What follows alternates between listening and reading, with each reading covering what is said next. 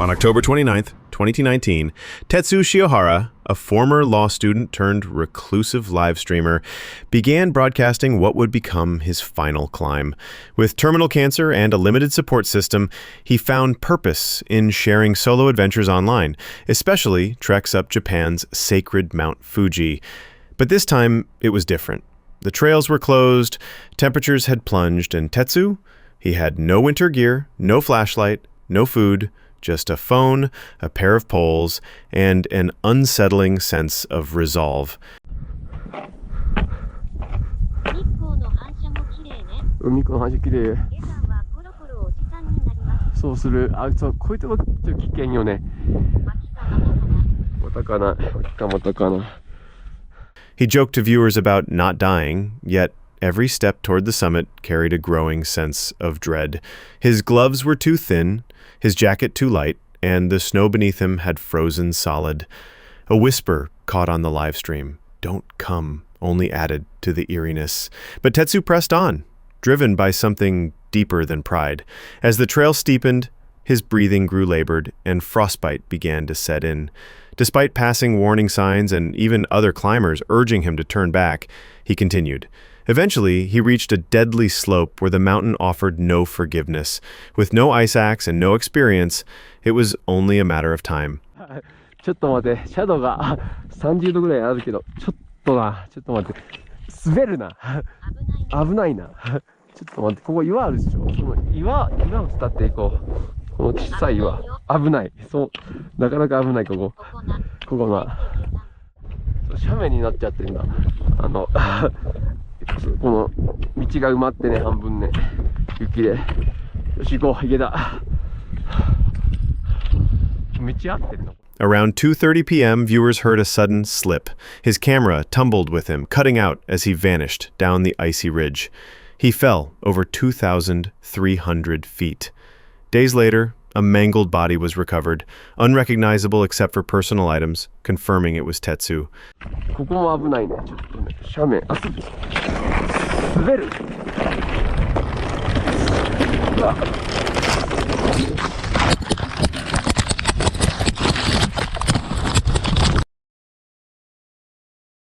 Some say he underestimated the mountain. Others believe it was a quiet act of surrender from someone with nothing left to lose. Either way, what began as a quest for meaning ended in tragedy, and though the snow erased his path, the livestream remains, a haunting record of a man chasing peace in the face of death. The mountain, in the end, kept its silence. It was November 9th, 1970, when a 45-foot sperm whale washed up on Florence Beach, Oregon, bloated and decaying under the sun. At nearly 8 tons, the carcass was too large to bury and too dangerous to cut. With limited options, officials devise a wild plan.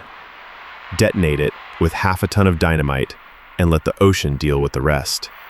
It had to be said, the Oregon State Highway Division not only had a whale of a problem on its hands, it had a stinking whale of a problem. What to do with one 45-foot, 8-ton whale dead on arrival on the beach near Florence?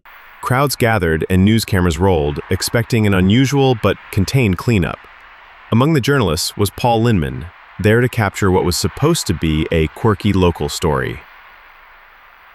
Oregon's highway engineer, George Thornton, confidently explained the plan, insisting seagulls and crabs would handle the remains after the blast.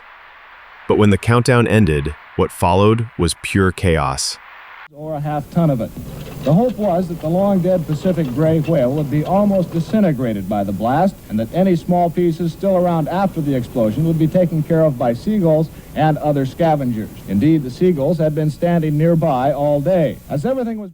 The explosion didn't send the whale out to sea. It launched massive chunks of flesh hundreds of feet into the air. Blubber rained down on terrified onlookers. One unfortunate car parked 450 feet away was crushed by a slab of whale meat the size of a table. Ironically, it belonged to a man who had warned them the explosives were miscalculated. All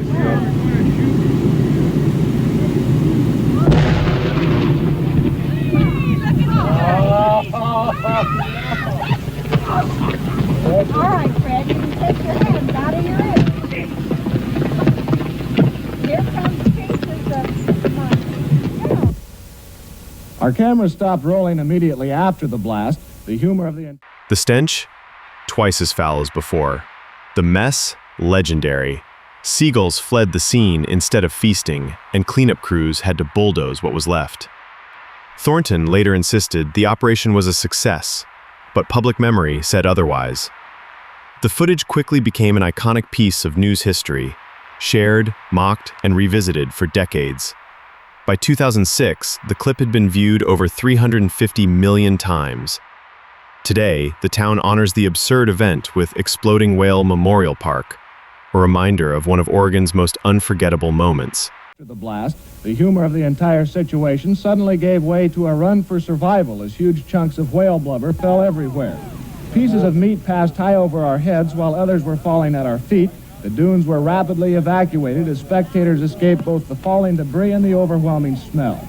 A parked car over a quarter of a mile from the blast site was the target of one large chunk. And while nobody was hurt, the blast left more than just a mess. It left a legacy. As one viewer put it perfectly, this might just be the greatest piece of journalism ever filmed. On August 3rd, 2023, Dan from the YouTube channel Dan's Van Life set out to capture another serene day living on the road with his dog, Cassie. Cruising through Colorado's scenic wilderness, his day unfolded like many others. Tranquil views, good weather, and a hunt for the perfect spot to camp. With the weekend in full swing, Dan wasn't sure he'd find an open site, but luck was on his side. He pulled into a secluded clearing near the forest's edge, excited to unwind. Really high up somewhere and they're transporting some lumber, or just like a goat out for her morning grazing, just putzing around, finding the good grass. Cassie, where are you going? Come here. Come on. That's my puppy dog. I'm almost sure that there's a construction project going on top of the ski resort, and that's how they're gonna get material. Gonna collapse it. This whole thing folds up. One thing that's really cool about this Next Level Racing 2.0 stand, you unscrew a couple of these things and then you can fold it up flat. And I'm gonna try to sell a couple of things in the garage and make room for it so I can put it in the garage and have this be an open space for a little bit. All right, I'm done talking. We're cleaning.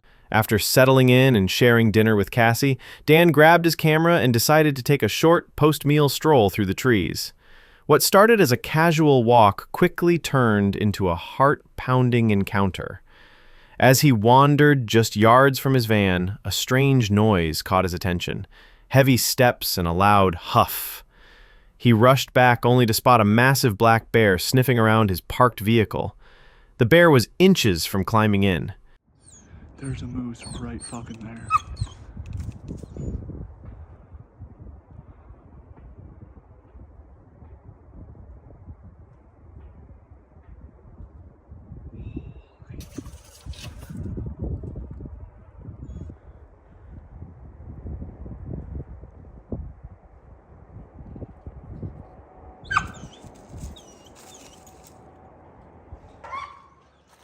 Instinct kicked in. Dan raised his voice and called out, startling the bear just in time. Had he waited a moment longer, it might have entered the van. Cassie, inside. His shout may have saved them both. Even more chilling, Cassie was still leashed. One wrong move and the situation could have escalated fast. My back. His buddy could be right behind him. Oh, I just got smacked in the face by a stick. Wow, that has my nerves just sky high. That's the reality of being out here, is I'm just chilling, sitting on the toilet. I got lucky that he was walking up through there. He could have came walking right through here as I'm sitting on the toilet. Like, that could have been bad. He could have been within Cassie's leash. All right, well, we're gonna get back to the van. That was epic. That was seriously epic. That's something that, how many people can say that they've seen a moose walk by sitting on the toilet? This has been my bathroom every morning for a couple of weeks now, and I have felt 1000% safe, even though that there is moose poop. The moose was about 50. Dan's calm handling of the event, despite its danger, left many viewers stunned. That night he opted to stay in the van, locking up tight and streaming a movie to ease the nerves. But the peaceful silence outside no longer felt reassuring. Nature doesn't send warnings. It just shows up. On October 9th, 2024, the popular YouTube channel Outdoor Family, known for its calm and joyful nature outings, captured something they never expected. This Turkish couple, Avat and Sayad, had taken their children on another peaceful trip deep into the mountains, far from the noise of everyday life. Their day was filled with laughter, relaxation, and the familiar beauty of the outdoors. But what happened after sunset turned their getaway into one of the most nerve-wracking nights they've ever had.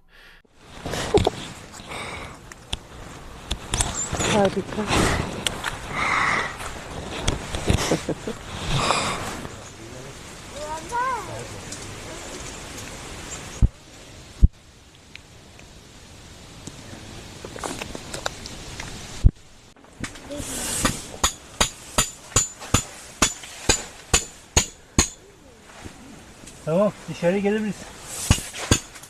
Tamam amca.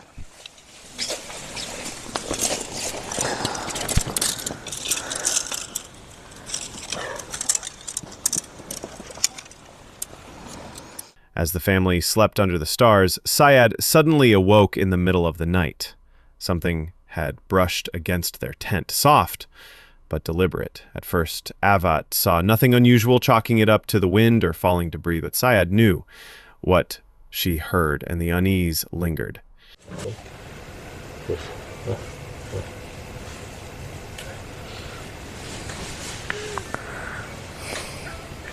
Nerede? Kuzeyi. Evet, burada. Düştü. Nereye gitti? Bak.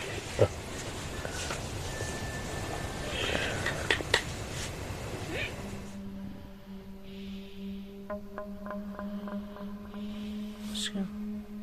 Bir bakayım.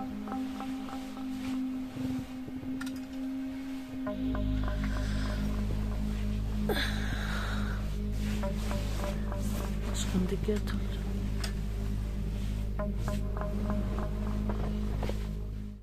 The next morning, with questions still hanging in the air, the couple reviewed footage from the trail cameras they had placed around their campsite.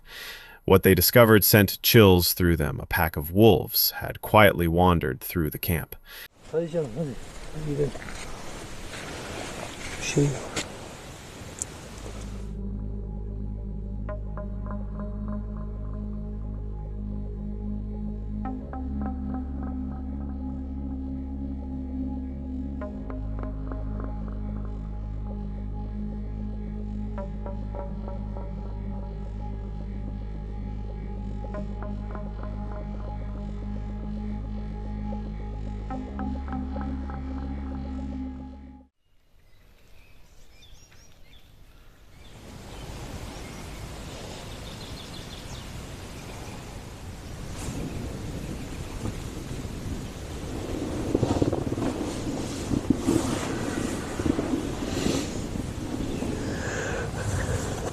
Captured clearly on camera, the animals had moved slowly and silently around the family's tent, mere feet from where they were sleeping. Though the wolves didn't attempt to break in or attack, their presence was unnervingly close. Avat and Syed had always respected the wildlife of the region, but never before had they come this close to danger.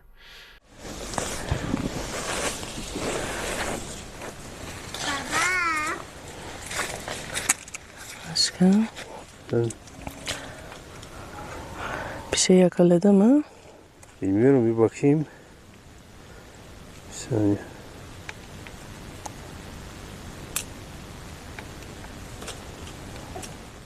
What made this moment even more haunting was how quiet it all had been. No howls, no growls, just footsteps in the dark.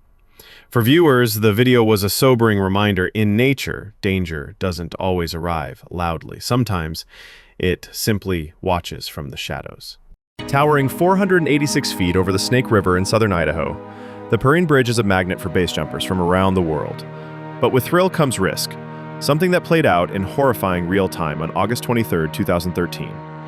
That day, a camper captured footage of two men preparing to leap from the bridge. Both were experienced enough to make the jump, but as they soared off the edge, disaster struck. One of the jumpers had a parachute malfunction. Mid-air, it became clear something wasn't right. His chute didn't fully open. The man spiraled away from the safe zone above the water, drifting dangerously toward the jagged riverbank.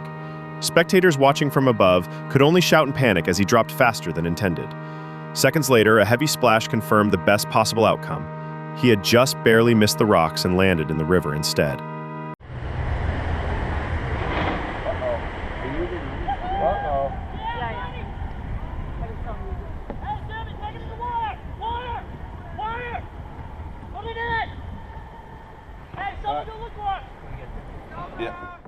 He survived the fall, injured, but alive. An ambulance rushed him to the hospital. Remarkably, his condition wasn't critical. While he did continue his camping trip afterward, this harrowing moment served as a reminder of just how thin the line is between thrill and tragedy. In the end, this wasn't just a video of a stunt gone wrong. It was a powerful wake-up call. Because when you challenge nature from 500 feet up, you don't always get to choose how or where you land. December 31st, 2024. What should have been an ordinary solo hike quickly unraveled into something far stranger for Jed, an explorer documenting his adventures on YouTube. His destination? The long-abandoned mines buried deep within Kentucky's Daniel Boone National Forest. This bridge was a really big deal back in the day, man. That's the creek we got to get across. This right here, that's the Cumberland River. Big river.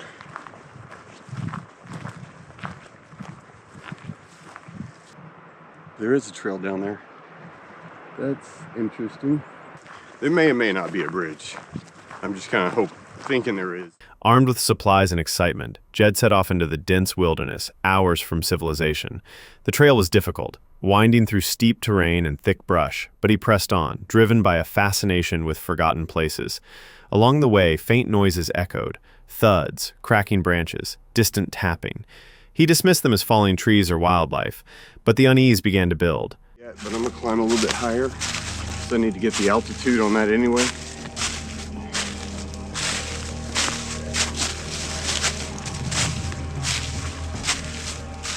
It's an old trail marker. I wonder if this is an old trail. That's weird. Okay, we're at 859 feet, which is a very large dimple with cutouts on both sides. I just wish I could get an idea of what altitude I need to be looking at. I thought it would be slightly over 800, but so far, nothing up there. Everything's pointing lower. Okay, this is starting to look more right. Now we're kind of right on the money. What do we got? Yeah, we might have something. I think we do. It looks like it goes up and over. I think that's it. God, man, if that's it, that was huge. Finally, Jed stumbled across the first mine. It was sealed, steel bars bolted into the rock. Odd, but not unexpected. He continued, discovering remnants of old bridges and mining rails. Everything felt like a lost world frozen in time. Yeah, it's there. This is all collapsed, man. It's collapsed. Okay, that's all right. This is definitely a mine. You can see in the gaps where it went down. Then, just as he approached another barred entrance, a sharp, human-like scream shattered the silence. Jed froze. It wasn't an animal call. It didn't echo like a bird or echoing wind. It sounded close. He called out, scanning the tree line, but no one answered. Like coal seam too. And it's dry.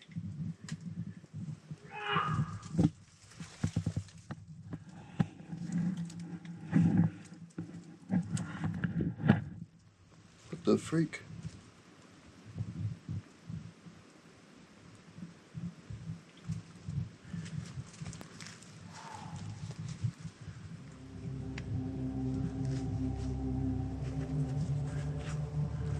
That was weird.